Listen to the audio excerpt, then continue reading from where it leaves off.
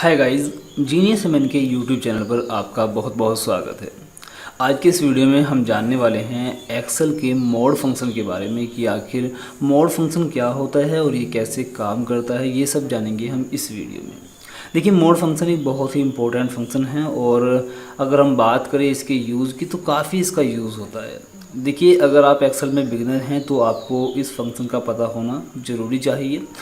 ठीक है, तो चलिए अब देख लेते हैं कि आखिर मोड फंक्शन क्या काम करता है। ठीक है, अब देखिए यहाँ पे आप देख सकते हैं मैंने यहाँ पे एक टेबल बनाई हुई है। अभी हम यहाँ पर मोड फंक्शन के बारे में बात कर रहे हैं। तो देखिए, मोड फंक्शन करता क्या है वो देख लीजिए। सबसे पहले जैसे मान लीजिए कोई संख्या हमारे पास में है, हमें उसे किसी संख्या से डिवाइड करना है। तो डिवाइड करने के बाद यदि कोई रिमाइंडर बचता है तो ये हमें मोड फंक्शन रिटर्न करता है। देखिए, मान लीजिए मेरे पास में एक नंबर है, फॉर एग्ज़ाम्पल मेरे पास में 27 है और मुझे इसको 4 से डिवाइड करना है। ठीक है, और इसे 4 से डिवाइड करने के बाद रिमाइंडर क्या बचता है मैं ये देखना चाहता हूँ। तो उसके लिए मैं यूज़ कर सकता हूँ मोड फंक्शन। उसके लिए मैं यहाँ पे इक्वल मोड टैब, उसके बाद आपको यहाँ पे इसका सिंटैक्स देख लीजिए। सिंटैक्स में है कि आपको नंबर बताना है, जिस नंबर को डिवाइड करना है। पहले यहाँ पे देखिए मुझे 27 को डिवाइड करना है, तो यहाँ पे 27 और उसके बाद डिवाइज़र मतलब जिस नंबर से आप इस संख्या को डिवाइड करना चाहते हैं। तो मुझे यहाँ पर 4 से डिवाइड करना है और उसके बाद आपको ब्रैकेट बंद कर देना है और एंटर कर देना है। तो एंटर करने के बाद आप देखेंगे आपको आंसर मिलता है 3। तो यदि हम 27 को 27 को 4 से डिवाइड करें तो आपको रिमाइंडर 3 मिलेगा। आप अपने आप करके देख लीजिए, आपको रिमाइंडर क्या मिलेगा, 3 ही मिलेगा। ठीक है, तो रिमाइंडर मतलब शेषफल। यदि आपको समझ ना आ रहा तो आप मुझसे एक बार कमेंट करके पूछ सकते हैं। कोई भी प्रॉब्लम हो तो आप कमेंट करके पूछ लीजिएगा। देखिए, इसी तरह से देखिए, मान लीजिए मैं यहाँ पे एक काम करता हूँ, मैं यहाँ पे कुछ नंबर ले लेता हूँ। फॉर एग्ज़ाम्पल ये नंबर हो गया, फिर ये हो गया, ठीक है, ये हो गया। ठीक है, अब देखिए मैं यहाँ पे एक काम करता हूँ, मैं यहाँ पे इसको डिवाइड करूँगा किसी नंबर से। मान लीजिए 34 हो गया, 26 हो गया, 44 हो गया, 9 हो गया। ठीक है, और यहाँ पर हम रिमाइंडर ले लेते हैं। ठीक है, अब देखिए 5676 को यदि हम 34 से डिवाइड करें तो हमें रिमाइंडर जो शेषफल है वो क्या बचेगा ये पता करना है। तो उसके लिए यहाँ पे इक्वल और उसके बाद मोड टैब, नंबर के लिए मैं यहाँ पे इसका रेफरेंस दे दूँगा और उसके बाद यहाँ पे डिवाइज़र जिससे हमें डिवाइड करना है 34 से। तो यहाँ पे 34 का रेफरेंस देंगे, उसके बाद ब्रैकेट बंद करेंगे और एंटर कर देंगे।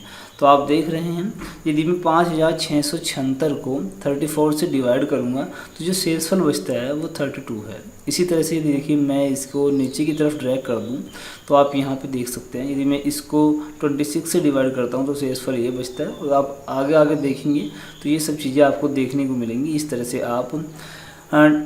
आप रिमाइंडर निकाल सकते हैं मोड फंक्शन की मदद से। अब देखिए यहाँ पे मैंने एग्जांपल लिया हुआ है, अभी मैं यहाँ से इनको डिलीट कर लेता हूँ। देखिए आप यहाँ पे देख सकते हैं मैंने यहाँ पे एक नंबर लिया है और यहाँ पे ये डिवाइज़र है। ठीक है, और यहाँ पे एक मैसेज मैंने यहाँ पे प्रिंट किया है।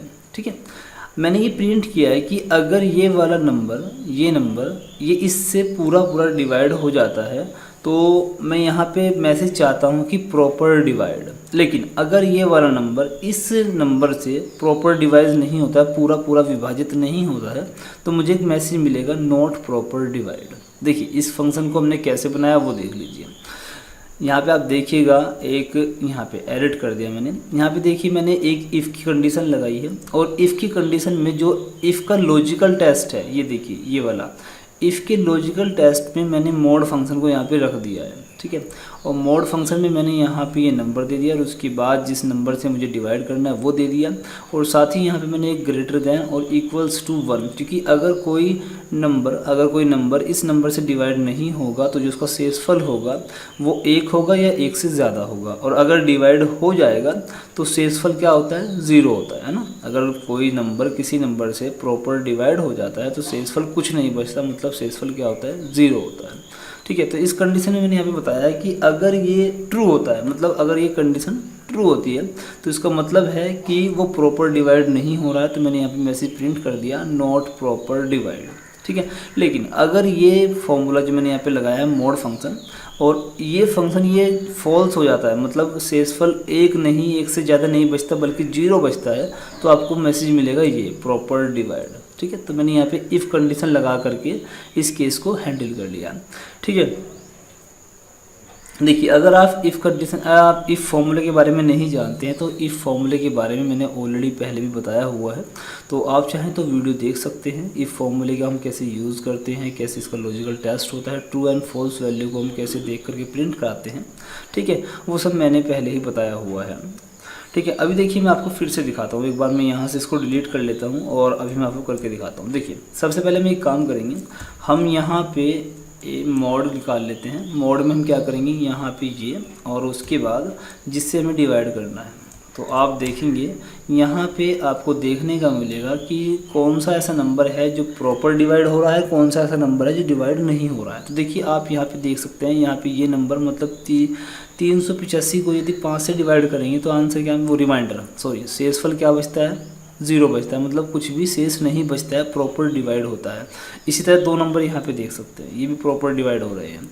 लेकिन अभी मुझे यहाँ पे इनके शेषफल नहीं निकालने, बल्कि एक मैसेज प्रिंट करना है कि अगर ये प्रॉपर डिवाइड होता है तो मुझे मैसेज चाहिए प्रॉपर डिवाइड, लेकिन अगर ये डिवाइड नहीं होता है तो मुझे यहाँ पे एक मैसेज चाहिए कि proper not proper divide. Okay, तो उसके लिए देखिए मैं यहाँ पे एक काम करूँगा, इफ़ कंडीशन लगाऊंगा और यहाँ पे आप देखते हैं कि इफ़ कंडीशन में जो हमारा पहला होता है लॉजिकल टेस्ट, में टेस्ट करना है, अगर वैल्यू ट्रू होगी तो क्या होना है, फॉल्स होगी तो क्या होना है। तो पहले लॉजिकल टेस्ट लगाएंगे, अगर वो वैल्यू ट्रू हो जाती है जो हम यहाँ पे टेस्ट रखते हैं, तो हमारा ट्रू वाला मैसेज प्रिंट होगा या ट्रू वाला एक्शन परफॉर्म होगा। आप ट्रू की जगह मैसेज ही नहीं बल्कि कोई एक्शन भी परफॉर्म करा सकते हैं, ठीक है। तो देखिए मैं लॉजिकल टेस्ट के लिए मैं यहाँ पे मोड फंक्शन का यूज़ करूँगा और मोड के लिए मैं नंबर ये दूंगा और उसके बाद जो डिवाइज़र है उसका रेफरेंस ये दूंगा। तो देखिए ये हो गया। अभी देखिए हमने फंक्शन तो लगा दिया, अभी चेक करना है कि अगर 245 34 से पूरा डिवाइड नहीं होता है तो मुझे क्या करना है। तो मैं कहता हूँ कि अगर ये वाला एक ग्रेटर देन और इक्वल्स टू 1 है, मतलब मोड मतलब अगर हम 245 को 34 से डिवाइड करेंगे और जो उसका रिमाइंडर आएगा वो रिमाइंडर अगर 1 है या 1 से ज़्यादा है तो हमें क्या मैसेज मिलना है वो यहाँ पे टाइप कर देंगे। तो यहाँ पे लिखता हूँ नॉट प्रॉपर डिवाइड, ठीक है, ये मैंने यहाँ पे लिख दिया नॉट प्रॉपर डिवाइड।